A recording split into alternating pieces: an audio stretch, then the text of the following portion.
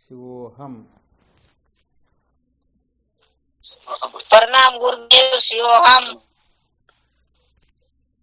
प्रणाम गुरुदेव शिवोहम। हमारा सदगुरु ने कोटि कोटि प्रणाम आगे शिवोहम।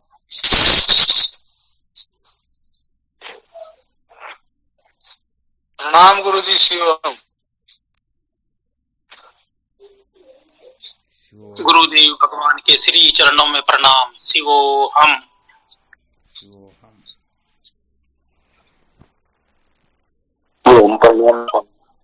शिवोहम। क्या विषय चल रहा था अपना? संसार को बनाए रखकर कभी भी सत्य का साक्षात्कार नहीं किया जा सकता। संसार को बनाए रखकर कभी भी सत्य का साक्षात्कार नहीं किया जा सकता, ये चल रहा था ना।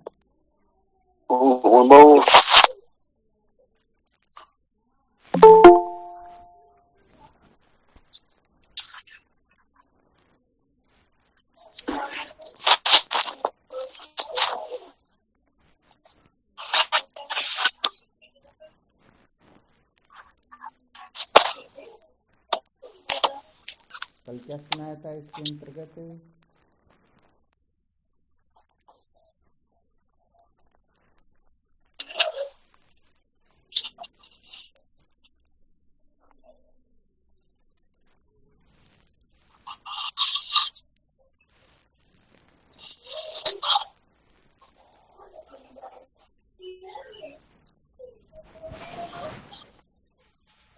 ध्यान नहीं रहा ना। महाराज जी, जब तक हम सत्य को महत्व नहीं दे सकते, जब तक हम संसार से छुटकारा नहीं प्राप्त कर सकते। बहुत बहुत अच्छी बात है।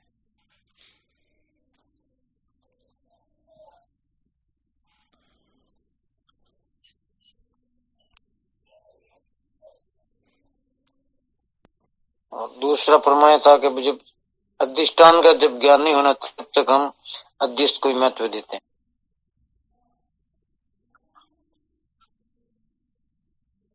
बहुत अच्छी बात है।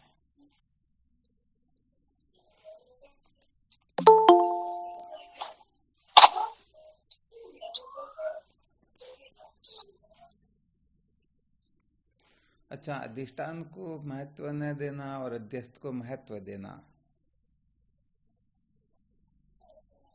अथवा अधिष्ठान को न देखना और अध्यस्त को देखना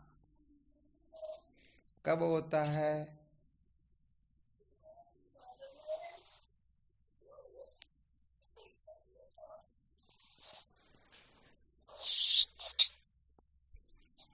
महाराज जी, अपनी विपरीत बुद्धि होने पर। विपरीत बुद्धि होने पर, है ना। बहुत बहुत अच्छी बात है। यहाँ पर ऐसा समझना चाहिए कि जो अध्यस्त को देखता है वह अयथार्थ देखता है, और जो अधिष्ठान को देखता है वह यथार्थ देखता है।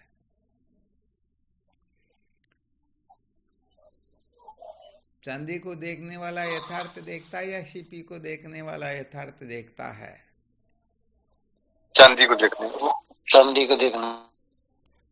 बहुत बहुत अच्छी बात है। तो यहाँ पर क्या सिद्ध हुआ? यहाँ पर यथार्थ और अयथार्थ, यथार्थ अभेद है या भेद है?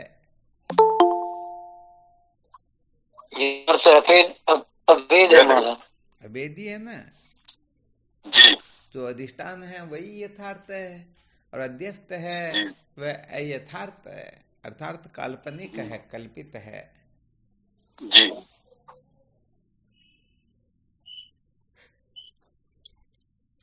तो जो अध्यस्त को देखता है वह ज्ञानी होता है, और जो अधिष्ठान को देखता है वो ज्ञानी होता है। बिल्कुल पक्का ना?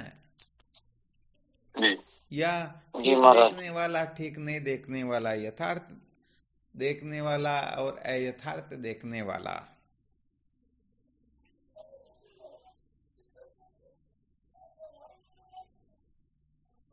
और इसका थोड़ा विश्लेषण करेंगे तो क्या निर्णय निकलेगा?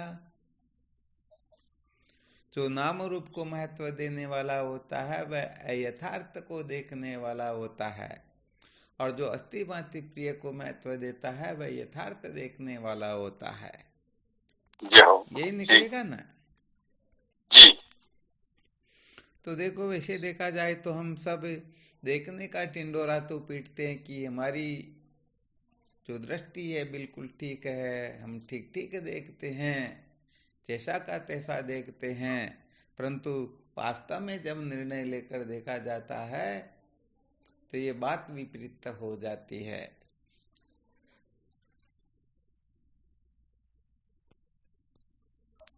जी। किस प्रकार से समझेंगे इसको? सदानंद जी महाराज कैसे समझेंगे?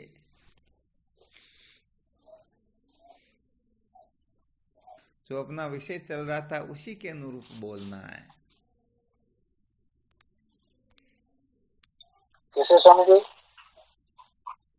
जो अपना विषय चल रहा है ना 2-3 दिन से, उसी के अनुरूप बोलना कि यथार्थ देखने वाला कौन होता है और अयथार्थ देखने वाला कौन होता है।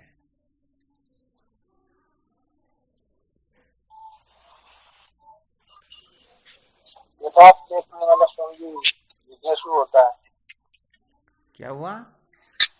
और यथार्थ देखने वाला जिज्ञासु होता। वाला जिज्ञासु होता है।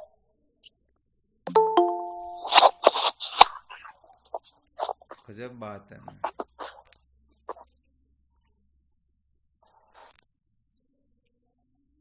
और अयथार्थ देखने वाला कौन होता? साधक। यथार्थ देखने वाला साधक समझो, संसारी समझो। और जिज्ञासु यथार्थ देखता है ना। कर्म की दृष्टि से देखा जाए तो हृदय ऐसा होता है ना कि यथार्थ तो महापुरुष ही देख सकते हैं, जैसे कोई क्या देखते। तो फिर विचार करके बोलो ना। यथार्थ देखने वाले को तो ज्ञानी कहते हैं। अभी जिज्ञासु की दृष्टि वहां तक कहाँ पहुंची है? अभी तक वो बोधवान थोड़ी है क्या? जी, बोधवान तो नहीं। हाँ, तो फिर गड़बड़ मत किया करो भाई।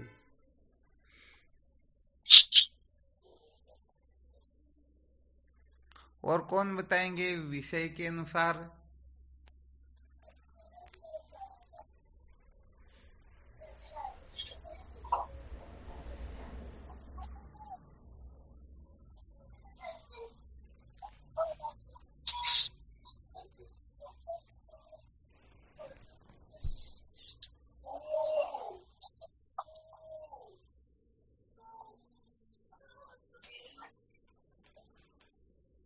समझिए, वैसा देखा जाए तो जो महापुरुष होते हैं, ज्ञानी होते हैं, वो यथार्थ देख पाते। बाकी में किसी में कोई देखने की ऐसी शक्ति है नहीं जो यथार्थ देख सके।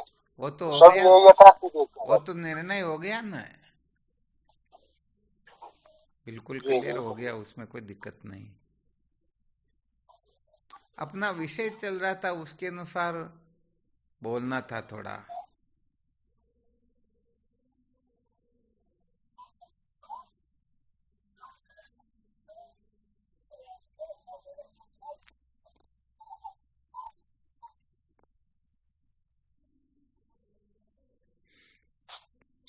जो आग्रह से मुक्त है महापुरुष, वो यथार्थ देख पाते हैं।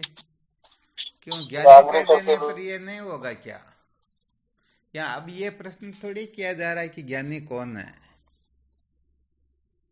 आपने जो बताया ना उस पर विश्लेषण करके निर्णय निकल गया भाई, जो ज्ञानी होते हैं वो यथार्थ देखते हैं, और बाकी जो सब है वो अयथार्थ ही देखते हैं, चाहे कोई क्यों न हो। तो यहाँ पर तो एक तरह से समझो पूर्ण रूप से निर्णय भी हो चुका है। अब यदि कुछ भी कहेंगे तो गड़बड़ी तो है, क्योंकि ये तो ज्ञानी का एक लक्षण हुआ। समझो जैसे कोई पुस्तक हो, उसका एक अध्याय है, हमने पूरी पुस्तक का नाम ले लिया, फिर एक एक अध्याय का नाम ले तो फिर गड़बड़ी होती है।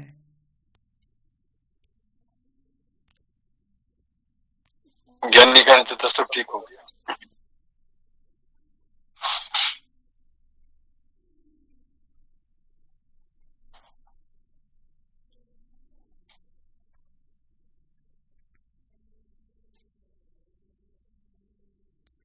दो तीन दिन से जो विषय चल रहा था जिसमें आप अपन प्रतिदिन अंत में उसका थोड़ा बहुत ले लेते देखते हैं, कल उस पर विचार करेंगे, कल विचार करेंगे, ऐसे करते करते।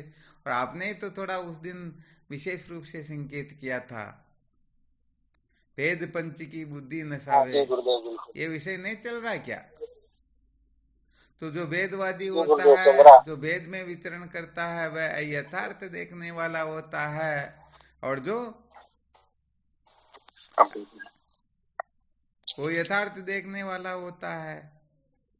तो विषय के अनुसार बोलने के लिए संकेत किया गया, तो समझना चाहिए कि भाई विचार तो ये करना चाहिए कि दो तीन दिन से ऐसा कौन सा विषय चल रहा है जिसकी ओर संकेत किया जा रहा।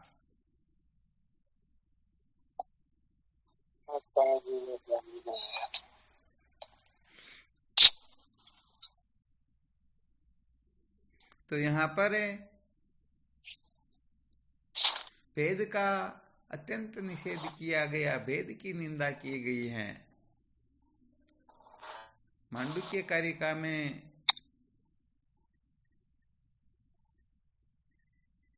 भगवान शंकराचार्य जी महाराज के दादा गुरु गौड़पादाचार्य जी महाराज लिखते हैं, जो सर्वथा वेद में विचरण करते हैं उनकी कभी भी विशुद्धि हो सकती ही नहीं। तो हर प्रकार से वेद में ही विचरण करते हैं। बताओ, ब्रह्म पुरुषार्थ को प्राप्त कर सकेंगे क्या? नहीं। इसका मतलब क्या हुआ? ये वेदवादी ही तो सबसे बड़ा अज्ञानी हुआ। जी। वेदवादी यथार्थ देख सकता है क्या? नहीं। हाँ, वेदवादी कभी भी यथार्थ देख सकता ही नहीं, जी। उसके वश की बात है ही नहीं। तो यहाँ वेदवादी की दृष्टि किस पर होती है? नाम रूप पर होती है। नाम रूप पर होती है। बहुत बहुत धन्यवाद। उसकी दृष्टि होती है उपाधि पर। तो जो नाम रूप पर दृष्टि रखते हैं, अस्थिभाति प्रिय तो छिप जाता ना। हाँ। और जिनकी दृष्टि जो अस्थिभाति प्रिय पर दृष्टि रखते हैं, तो उसे नाम रूप छिपेगा या नहीं छिपेगा? बिल्कुल छिप जाएगा। क्या हुआ? छिप जाएगा। छिप जाएगा या बिल्कुल छिप जाएगा? नाम रूप बिल्कुल छिप जाएगा। और भी तो कोई बोले थे ना, और कौन बोले थे? और तो गुरुदेव नहीं बोला हो। हाँ, तो फिर गड़बड़ कर दी ना।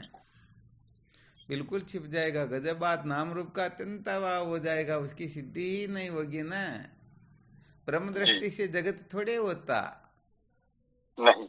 जगत की दृष्टि से ब्रह्म हो सकता, परंतु ब्रह्म की दृष्टि से जगत थोड़े होता। नहीं होता नहीं होता गुरुदेव।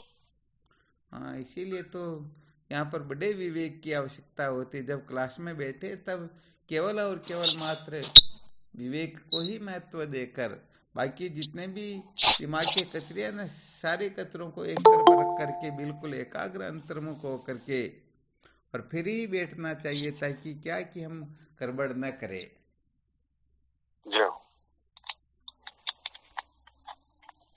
गड़बड़ हो भी जाए तो फिर चुप भी होना चाहिए, क्योंकि और बोलेंगे तो फिर गड़बड़ होगी, फिर बोलेंगे फिर गड़बड़ होगी, क्योंकि एक बटन गलत लगा तो सारे गलत ही लगते हैं, फिर वो सही लगते ही नहीं। जी गुरुदेव।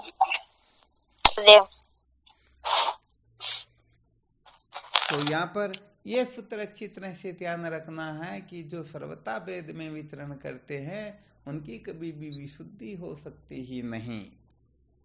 ये वेददर्शी ही कृपण होता है, यही अज्ञानी होता है, यही जन्म मृत्यु की श्रृंखला में भटकता है। इसलिए वेददर्शी का हाँ, श्रुति माता में, शास्त्रों में, संत महापुरुषों की वाणी में जगह जगह पर उनको धिक्कारा गया है, उनको साक्षात पशु कहा गया है। क्या कहा गया? पशु। पशु।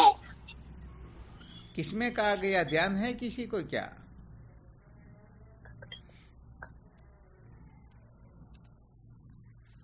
कौन से उपनिषद में कहा गया? उपनिषद का तो नहीं, वो श्रुति माता तो ऐसा आता ना, ये शायद मैंने एक बार देखा तो विचार सागर में देखा, ऐसा आया शायद। श्रुति बोलन, श्रुति कौन सी है?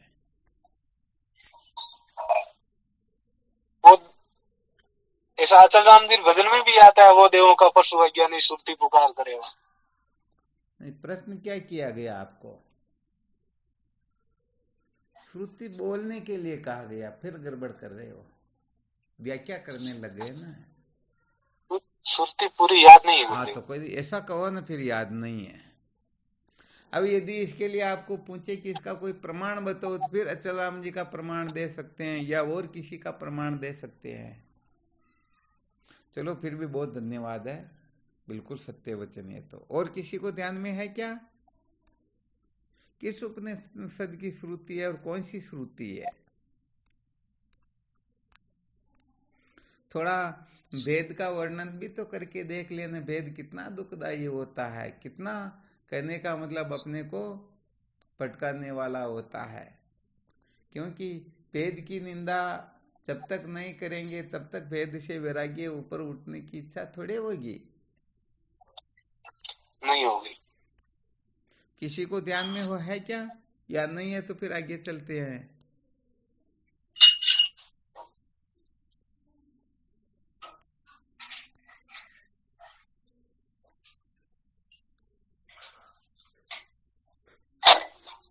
किसी को ध्यान में नहीं है ना?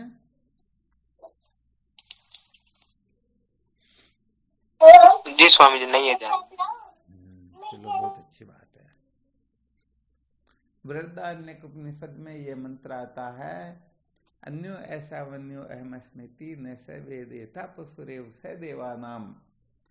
मैं अन्य हूँ और परमात्मा अन्य है, ऐसा जानने वाला कुछ भी नहीं जानता है। हाँ, वो बहुत बड़ा ज्ञानी भी क्यों न हो, बहुत बड़ा विद्वान भी क्यों न हो, परंतु जो आत्मा और परमात्मा में भेद स्वीकार करता है उसे एक नंबर का ज्ञानी कहा गया है। भले ही वो बहुत बड़ा विद्वान हो, परंतु वास्तव में वह विद्वान होता ही नहीं, उसको विद्वान कहा गया ही नहीं।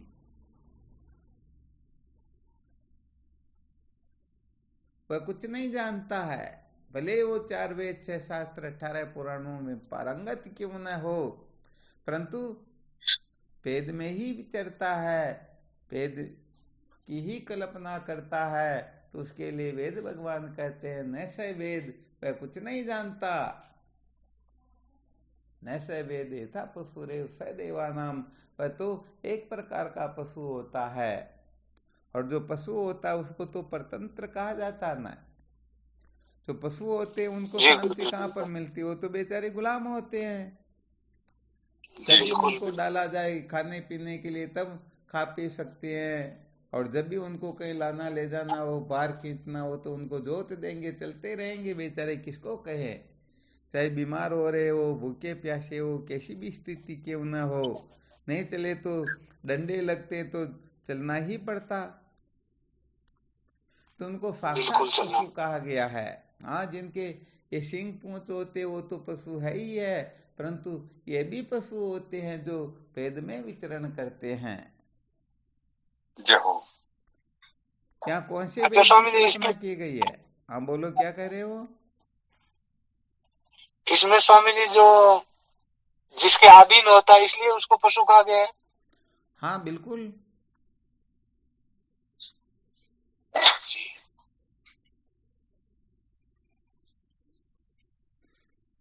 उनके नचाए नाचता है, उनके इशारे पर ही चलता है। ऐसे संसार में बहुत पशु होते हैं ना। बिल्कुल पशु ही स्वामी जी। हाँ, कोई इससे तो ये जो सुरती माता कह रहे, ये एक ही सुरती है या दो है गुरुदेव ये सुरती? अरे श्रुतियां कम थोड़ी, बहुत सारी श्रुतियां, ये तो मुख्य मुख्य मुख्य श्रुतियों का वर्णन आ जाता है, परंतु समस्त श्रुतियां ऐसा ही वर्णन करती है। हाँ वो करती तो है, आपने जो वर्णन किया नहीं, अभी वर्धन उसका तो उपनिषद वर्णन का सुन नाम लो, क्या फिर है? और सुनाते हैं।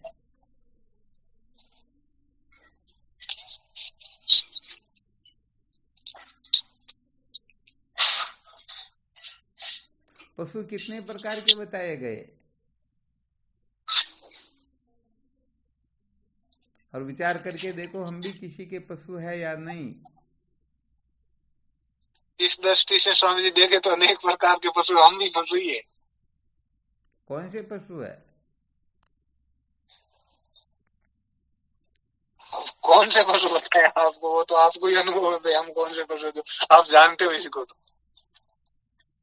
तुमको भी तो पता होना चाहिए ना, सब साधकों को भी होना चाहिए कि हमारे में ऐसे लक्षण तो हम उनके पशु है, जिनके बिना हम नहीं रह सकते, उनके पशु हुए या नहीं हुए। जी बिल्कुल सत्य वचन स्वामी जी। इसीलिए तो कोई देव पशु होता है, कोई धन पशु होता है, कोई धर्म पशु होता है, कोई स्त्री पशु होता है, कोई पद प्रतिष्ठा का पशु होता है, कोई नाम रूप कुल गोत्र वर्ण आश्रम का पशु होता। कुल मिलाकर के किसी न किसी प्रकार का पशु तो होता ही होता है ना। होता है गुरुदेव, और बस मैं भी बामी पशु ही हूँ, मैं बड़े गुरु जी का पशु हूँ। हैं, आप जो बड़ा गुरु जी, आप जो बड़ा गुरु जी है नहीं, वहां का पशु हाँ। माँ को बड़ा गुरु दीक्षा जकान किया ना कि हाथ पकड़ लाया वहां बिता मन करना। डायरेक्ट ही बोलो, फालतू क्यों बड़े गुरु जी छोटे गुरु जी करते हो? स्त्री पशु की कहना चाह रहे हो क्या? बिल्कुल गुरुदेव, वही तो है।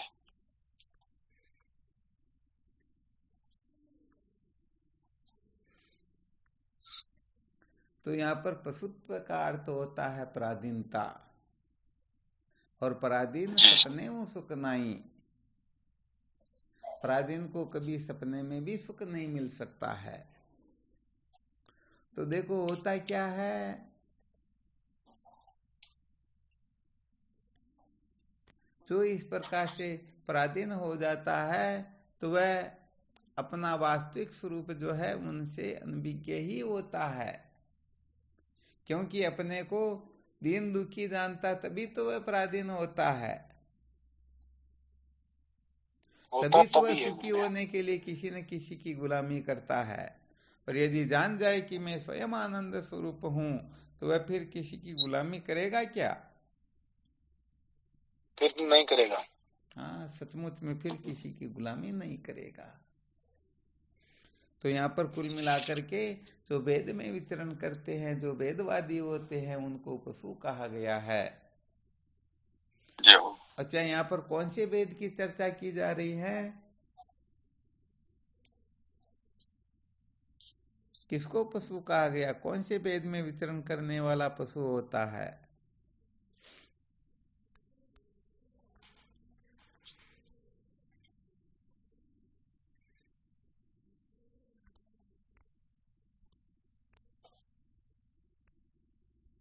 ये भी नहीं आ रहा क्या? स्वामी जीव ब्रह्म में। हाँ, ये बताओ, ऐसे बोला करो ना, गड़बड़ क्यों करते हो? महत्वपूर्ण सूत्रों पर यदि गड़बड़ करोगे तो फिर समझना चाहिए कि अभी तक साधक के लक्षण भी नहीं है। ये सजानंद जी वरना तो आकाश पाताल करने लग जाते, जरूरत ही नहीं होती बोल जाते, और जब जरूरत होती उसमें चुप हो जाते। गुरुदेव ये समझ में नहीं आया कौन से वेद के बारे में। तो अभी अपन कौन सी क्लास की चर्चा कर रहे हैं?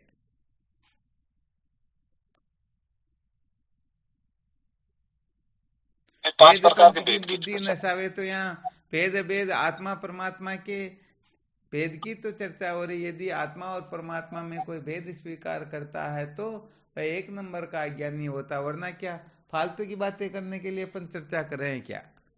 लक्ष्य पर दृष्टि होनी चाहिए ना। वेदांत के सिवाय अपने को किसकी चर्चा करनी, बताओ?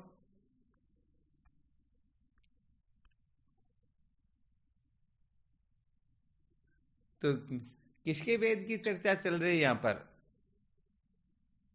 आत्मा व परमात्मा की। आत्मा व परमात्मा में अणु मात्र भी कोई भेद स्वीकार करता है तो कितना भी बड़ा विद्वान क्यों न हो, फिर भी उसको पशु ही कहा जाएगा। वास्तव में वह विद्वान है ही नहीं, बल्कि अविद्वान ही है, अर्थात तो एक नंबर का मूर्ख ही है। तो इससे तो यही सिद्ध हुआ न कि आत्मा परमात्मा में भेद नहीं है, क्योंकि भेद माना जाएगा तो पशु कहलाएंगे और नहीं मानेंगे तो ज्ञानी। यही सिद्ध हो रहा ना। जी गुरुदेव, बिल्कुल। चलो, बहुत धन्यवाद, बहुत अच्छी बात है। अच्छा, थोड़ा यहाँ पर ये बता सकते हो कि आत्मा परमात्मा में तो चलो भेद है ही नहीं, बाकी ये संसार में जो कुछ भी दिखाई देता है इसमें तो भेद है या नहीं?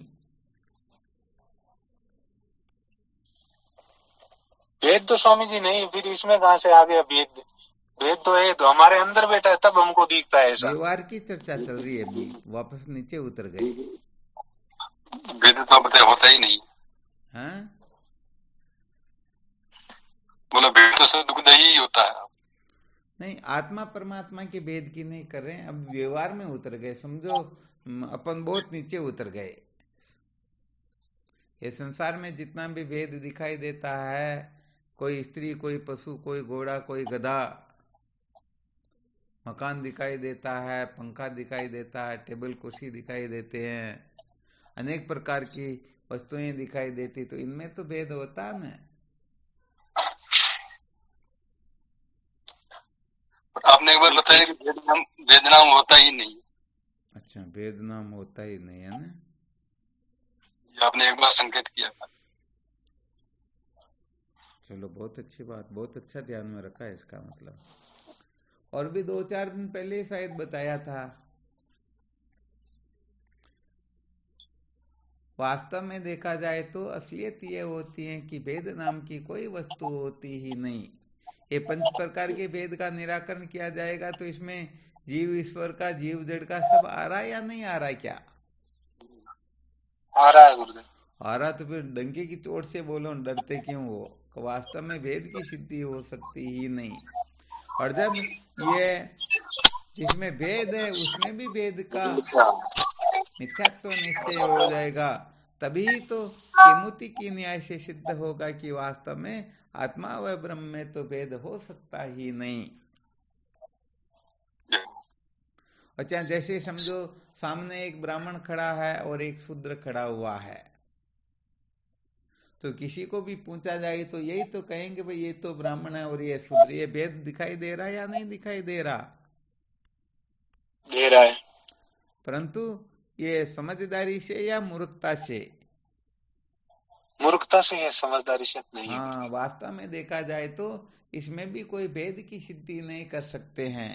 देखो, थोड़ा मंथन करके देखें तो उनका जो शरीर का जो उपादान है और उनके शरीर का जो उपादान है वो एक है या अलग अलग है? अर्थात दोनों की मिट्टी एक है या अलग अलग है?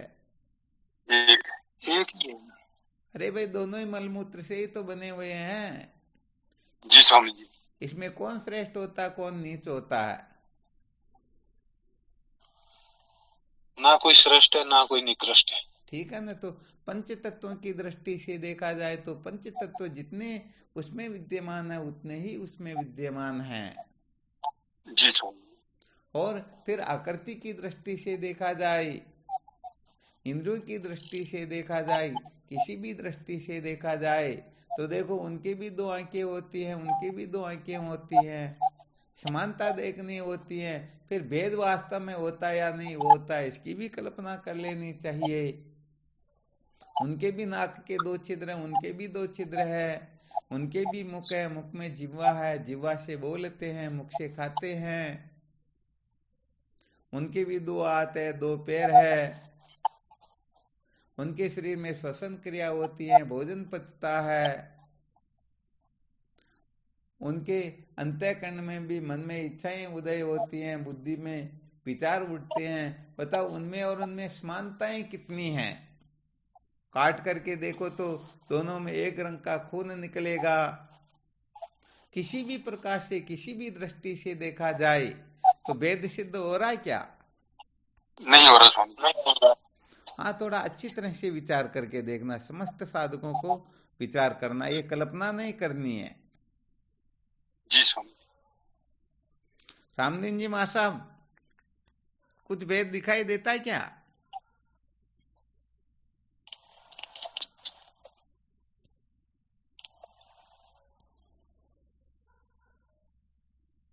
क्या बात हुई रामदीन जी मां साहब? तो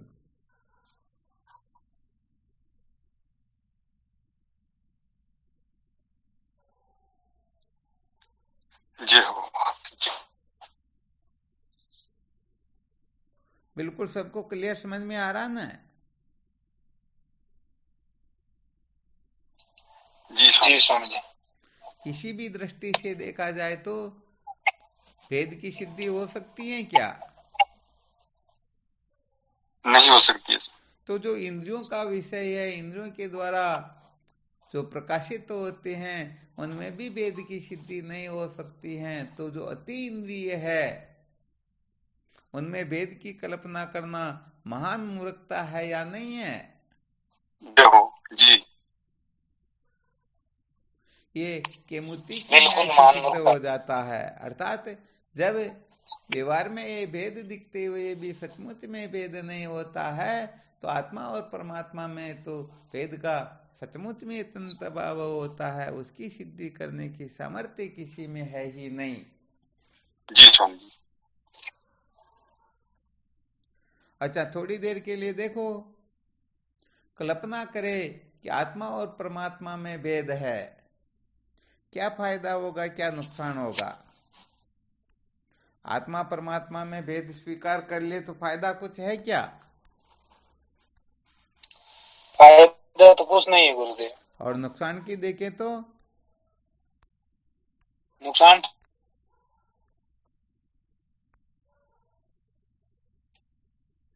नुकसान की दृष्टि से देखें तो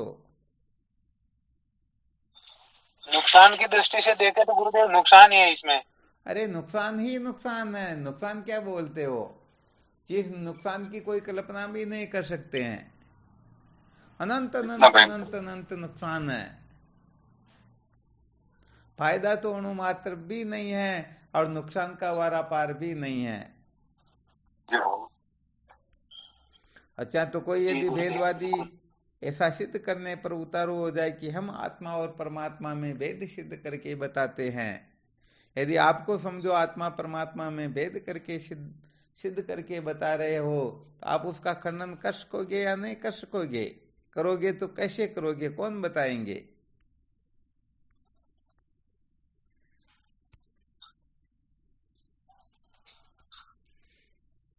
बस। शिवोहम स्वामी। हाँ, शिवोहम। कल्पित भेद और मुख्य भेद। ये क्या है? वो भेद सिद्ध करेगा तो कल्पित रूप से सिद्ध करेगा, बाकी मुख्य ही है भेद तो। नहीं, ये बात नहीं। वेद को खंडन करने की कोई युक्ति बतानी।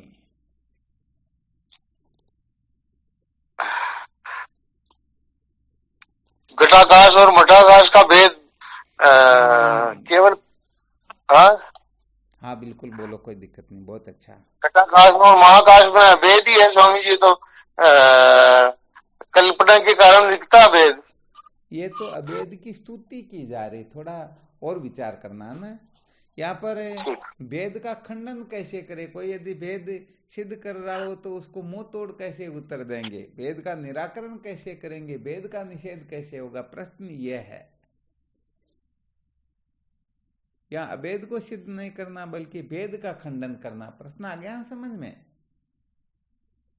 हाँ आ गया स्वामी। चलो, बहुत बहुत धन्यवाद है।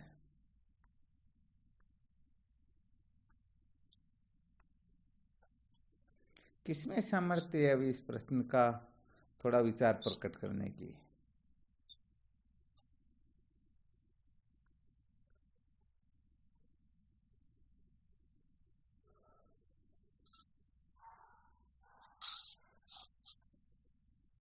स्वामी जी ये तो आप ही बताओ, जो हमारे तो समझ में कौन नहीं बात। जैसे इस दृष्टांत से स्वामी जी देवे तो जो जागृत स्वप्न और सुषुप्ति के दृष्टांत से क्या इसके दृष्टांत से?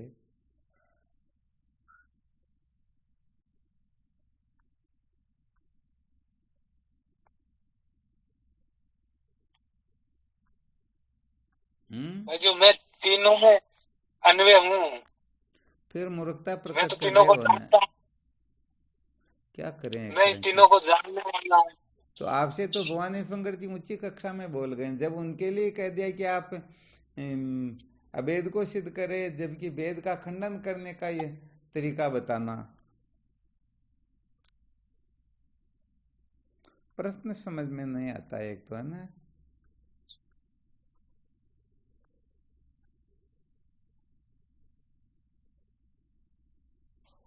प्रणाम स्वामी जी। हाँ शिवो हम स्वामी जी वो है ना करोड़ ग्रंथों का सार कंवल श्लोक के मान परम सत्य जगत मिथ्या जीव इस दोनों है। बिल्कुल गड़बड़ हो गया। यहाँ सिद्धांत का वर्णन नहीं करना, बल्कि यदि कोई आत्मा और परमात्मा में भेद का कथन करे तो क्या नुकसान होगा, ये भी बिल्कुल ठीक नहीं है।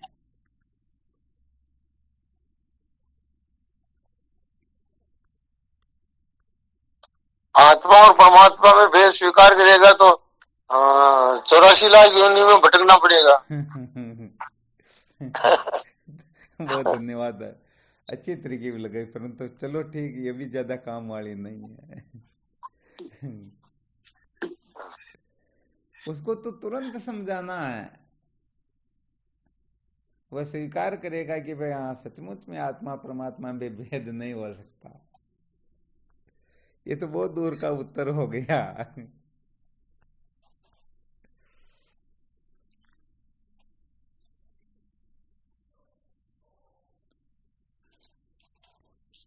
आप ही समझाओ स्वामी जी।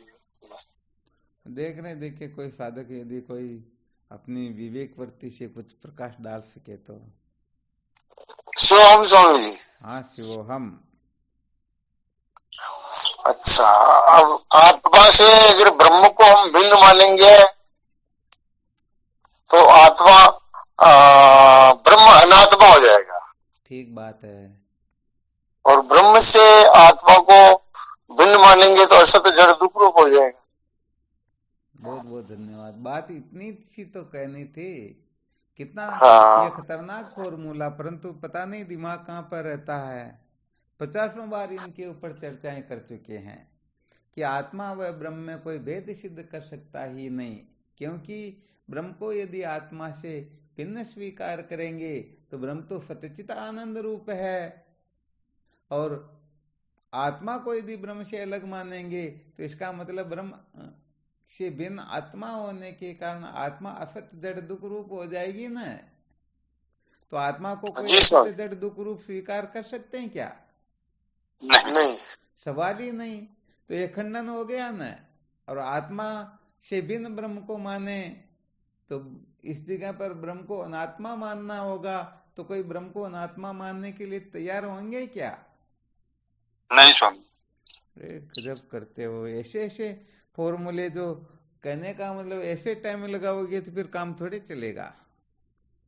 ये तो अपनी खोपड़ी में 24 घंटे घूमते रहना चाहिए, परंतु 24 घंटे तो संसार घूमता रहता ना। संसार घूमेगा तो ये सूत्र क्यों घूमेंगे?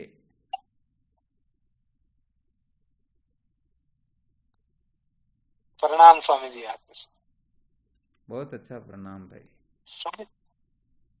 स्वामी जी ये भेदवादी जो है, तो भेदवादी तो यही सिद्ध करता है नहीं कि भाई आत्मा और परमात्मा अलग अलग है, तो फिर वो आत्मा को सचित कैसे समझता है? तो फिर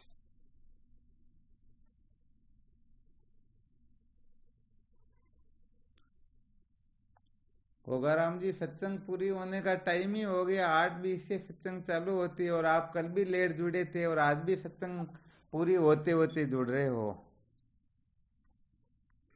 हाँ आप बोलो, क्या कहना चाह रहे हो? भाई भेदवादी जो है वो आत्मा और परमात्मा में भेद समझता है, तो ब्रह्म जो है सच्चित आनंद है, वो आत्मा को ऐसा थोड़ा ही समझता है। आत्मा को सत्यचित आत्मा आनंद को नहीं सच्चित समझेगा आनंद फिर थोड़े भी समझ आत्मा रहे। को असत तो नहीं समझेगा ना। आत्मा को वो तो फिर जन्मने मरने वाला समझता है। किसने कहा आत्मा को जन्मने मरने वाला समझता? महाराज गजब करते हो एक तरह से। आत्मा को जन्मने मरने वाला समझेगा तो फिर वह स्वर्ग नरक में कैसे जाएगा? पहले के जन्म में हम थे, इस जन्म में भी हैं, अर्थात पहले किए हुए कर्मों का फल यहाँ भोग रहे हैं, यहाँ करेंगे, उसको आगे भोगेंगे।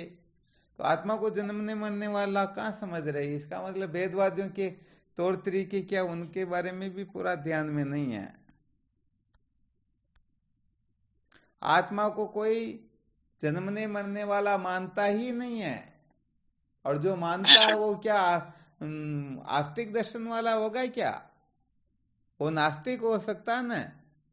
जी जी गजब बात हो गई। अरे यहाँ आत्मा को कोई अणु प्रमाण मान सकता, कोई मध्यम प्रमाण मान सकता, कोई विभू प्रमाण मान सकता, कोई कर्ता भोक्ता पापी पुण्यात्मा कुछ भी मान सकता, परंतु आत्मा को जन्मने मरने वाला मान लिया तो सारा खेल ही खत्म हो गया ना फिर तो। जी स्वामी। हाँ फिर गड़बड़। महाराज जी बहुत ज्यादा अध्ययन करना पड़ेगा, बहुत ज्यादा संसार की ओर प्रवृत्त हो रहे हो, सावधान हो जाओ थोड़ा। ओम गुरुदेव, हाँ शिवोहम। मने एक संशय वीरो लोगवा के जीव निकली गयो मरी गयो। क्या हुआ? के तो मरी गयो लो जीव निकली गयो। आज जो मर गयो जी का वो शरीर नहीं कह रहा, जीव निकल गयो। तो जीव निकलो तो शरीर से निकल करके चला गया, मरा थोड़े वो तो रोते तो शरीर तो के फिर लिए तो रोते हैं, या अरे अपने पण स्वार्थ के गुरुदेव लिए फिर रोते कि अब हमारा क्या होगा, वरना उनको क्या मतलब ये है। तो फिर डबल संशय पैदा होता है ना, जीव निकली गयो मतलब जीव भोगता कर ये कर्म को जीव भोगता है। हाँ ये तो भले सब कुछ मान सकते, भेदवादी इन्हीं को तो कहते हैं, अर्थात जीव को ब्रह्म नहीं समझेंगे, बल्कि जीव की सत्ता स्वीकार करेंगे, इसको जन्मने मरने वाला नहीं मानेंगे, क्योंकि जन्मने मरने वाला मान लिया तो खेल ही खत्म हो गया। फिर उनके किए हुए पापों को कौन भोगेगा? फिर सालों के सामीप्य मुक्ति कौन प्राप्त करेगा? स्वर्ग में कौन जाएगा? इंद्र कौन बनेगा? वही तो समझ में नहीं आ ये रहा तो जो आपने बिल्कुल निवेदन करना है। साधारण बात है कि संसार के लोग भी इसको जन्मने मरने वाला नहीं मानते हैं। साधारण से साधारण पुरुष जिन्होंने कभी सत्संग नहीं सुनी, शास्त्र नहीं पढ़े, संतों का संग नहीं किया, वो भी कभी कभी कह देते हैं ना कि भाई हो सकता है इसने पहले के जन्मों में ऐसे कर्म किए होंगे इसलिए इसका फल भुगत रहा। अपने को अब कुछ ऐसा नहीं करना कि आगे अपने को भी ऐसा कष्ट उठाना पड़े। इसका मतलब वो समझ रहे ना हम मरते नहीं हैं। यहाँ पर मैं का मतलब जीव समझ लो। जी स्वामी। जी स्वामी। हाँ इसलिए ये तो क्लियर है कि यहाँ पर तो संसार के लोग भी हाँ ठीक, उसको ठीक प्रकार से उनकी प्रक्रिया ना आती हो, परंतु कहने में तो यही कहते हैं ना। अज्ञानी से अज्ञानी लोग भी कह देते हैं अरे भाई आत्मा जो ही परमात्मा, किसी को कष्ट दुख तकलीफ नहीं देनी चाहिए, परंतु वो समझते क्या इस बात को? परंतु सत्य तो स्वाभाविक रूप से ही प्रकट होता ना, सत्य को छिपाया थोड़े जा सकता। नहीं। इसलिए ब्रह्म सत्यचित आनंद रूप है, तो आत्मा को भले वो सत्य नहीं समझेगा, परंतु असत्य तो नहीं समझेगा न। जी असत्य तो नहीं समझेगा। हाँ यही तो है, क्योंकि असत्य समझा तो इस जगह पर वो अपने आस्तिक दर्शन से ही भटक जाता है, वह फिर नास्तिक ही होता। नास्तिकों का यहाँ कोई विचार नहीं है।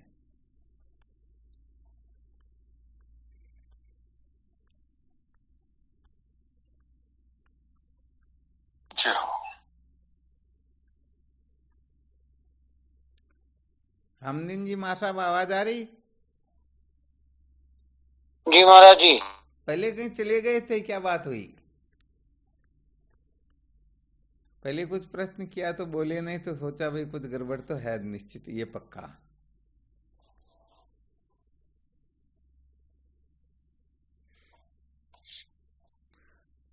कोगाराम जी आप भी थोड़ा 8:20 पर ही जुड़ा करो, क्योंकि सत्संग तो पूरी हो ही जाती है। 2, 4, 5 मिनट ज्यादा ही सुना रहे, वरना टाइम तो कभी का हो गया था। आपके जोड़ने से 2-5 मिनट का चलो और कर लेते हैं।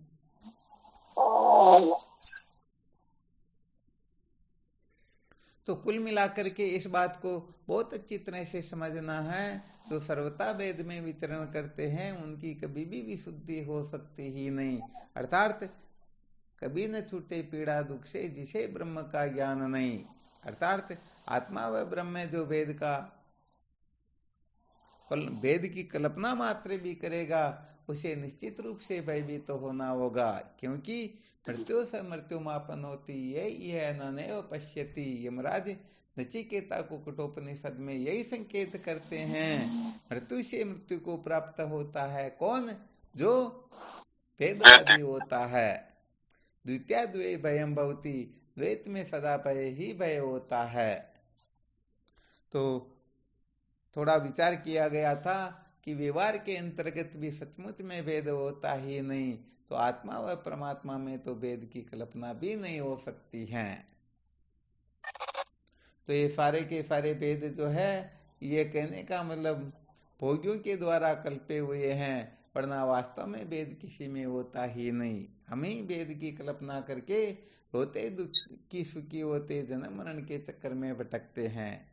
इसलिए श्रुति माता का संकेत है कि जो वेद को महत्व देगा निश्चित रूप से उसे रोने पछताने के सिवाय और कुछ भी मिलने वाला है ही नहीं।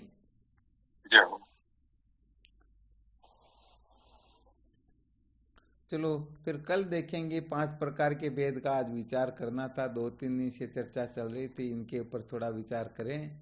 वैसे उस दिन विचार तो हो भी गया था, थोड़ा बहुत और विचार कर लेंगे। तो वास्तव में देखा जाए तो व्यवहार में भी भेद नहीं होता है। वास्तव में ये जितना भी भेद दिखाई देता है ये नासमझी से होता है, बेवकूफी से होता है, उल्टी समझ से होता है, अज्ञान से सारा का सारा होता है। वास्तव में अज्ञान की निवृत्ति होने पर ज्ञाते द्वैतम न विद्यते, ये भगवान शंकराचार्य जी महाराज के दादा गुरु गौड़पादाचार्य जी महाराज लिखते हैं, ज्ञान होने पर फिर द्वैत रहता ही नहीं। तो इसका मतलब सचमुच में द्वैत होता ही नहीं, भेद होता ही नहीं। इसलिए चाहे कोई नाम में भेद समझे, रूप में समझे, कुलगोत्र में समझे, वर्ण आश्रम में भेद समझे, ये भेद समझने वाला अज्ञानी ही होता है। वास्तव में न कोई शूद्र होता है, न कोई ब्राह्मण होता है, न श्रेष्ठ होता है, न कोई निकृष्ट होता है। ये पापी पुण्यात्मा अपना पराया सब अपनी ही कल्पनाएं होती हैं। जब तक हम भेद में विचरण करेंगे तब तक जन्म मृत्यु की श्रृंखला में भटकते रहेंगे। इसलिए इन प्रकारेण भेद का निराकरण हो।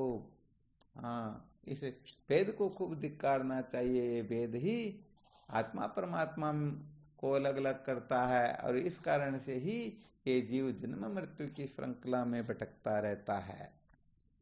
जी स्वामी जी। तो बस ये भेद शब्द ये सबसे बड़ा खतरनाक है, जिसके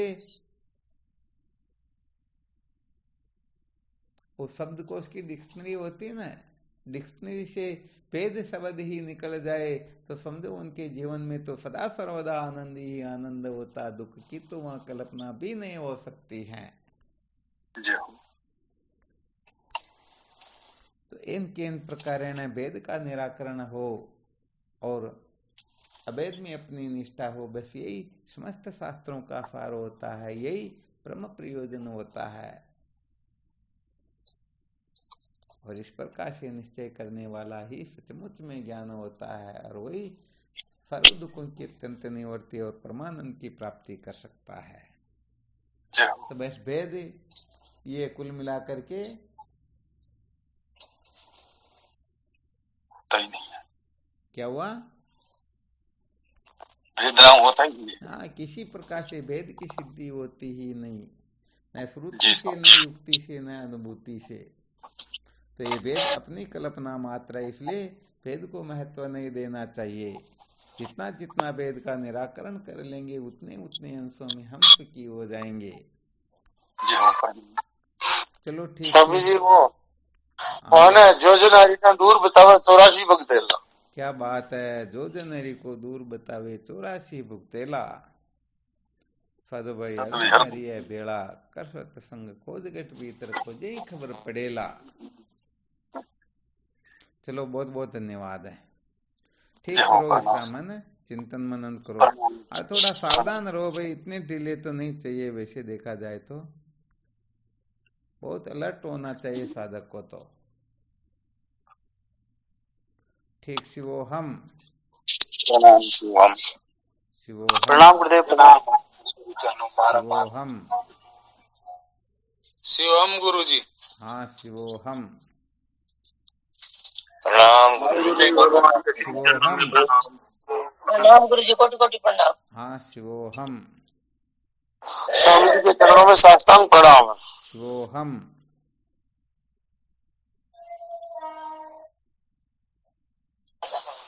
प्रणाम गुरुदेव, शिवोहम। शिवोहम। स्वामी जी के चरणों में कोटि कोटि प्रणाम। हाँ शिवोहम। प्रणाम गुरुदेव, आपके श्री चरणों में बार-बार प्रणाम। हाँ शिवोहम। श्री गुरुदेव के चरणों में साष्टांग दंडवत प्रणाम। शिवोहम दत्त। शिवोहम ओम गुरुदेव, शिवोम चरण स्पर्श। शिवोहम। शिवोहम। प्रणाम गुरुदेव, शिवोहम। शिवोहम शिवोहम। शिवोहम।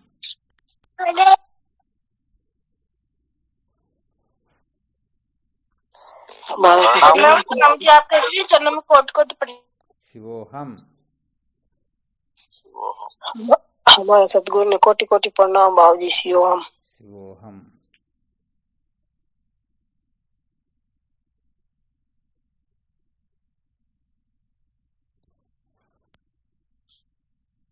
प्रणाम स्वामी जी, आपके श्री चरणों में।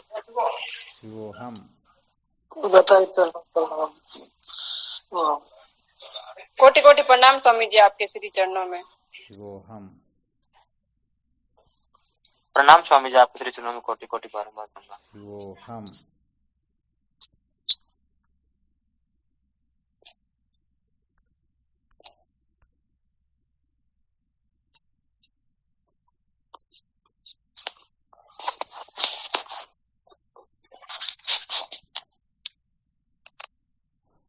चलो ठीक है।